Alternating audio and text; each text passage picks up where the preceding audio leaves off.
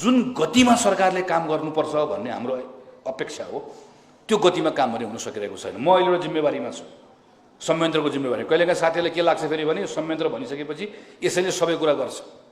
यसबाट पनि तपाईँहरू कम्तीमा मेरो क्षेत्रको साथीहरू क्लियर हुनुपर्छ। यो सरकारले गर्ने काम सरकारले गर्नुपर्छ, हेर्नुहोस्, यो संयन्त्रले गर्ने भए यो यो यो नियुक्ति सरुवा बढुवा यस्तो काम पनि त्यो राजनीतिक संयन्त्रले गर्छ अथवा गर्नुपर्छ भन्ने ठान्यो भने त यो त डेमोक्रेटिक गभर्मेन्टै भएन नि। गभर्मेन्टको काम गभर्मेन्टले गर्ने हो, प्रधानमन्त्रीको काम प्रधानमन्त्रीले गर्ने हो, मन्त्रीको काम मन्त्रीले गर्ने हो। यो संयन्त्रको काम के हो भने यो सरकारले लिने जुन दिशा हुन्छ, गति हुन्छ, खास गरी सुधारको जुन बाटोहरू छ त्यसको नीतिगत विषयहरूमा हामीले बल पुर्याउने।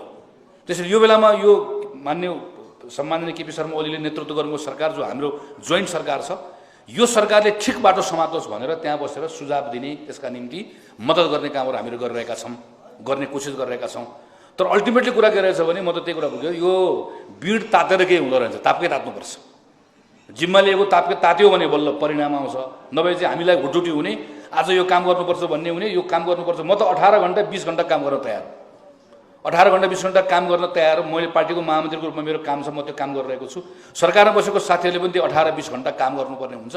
तर काम के गर्नु पर्यो भने जिम्मा लिएको काम गर्नु पर्यो के।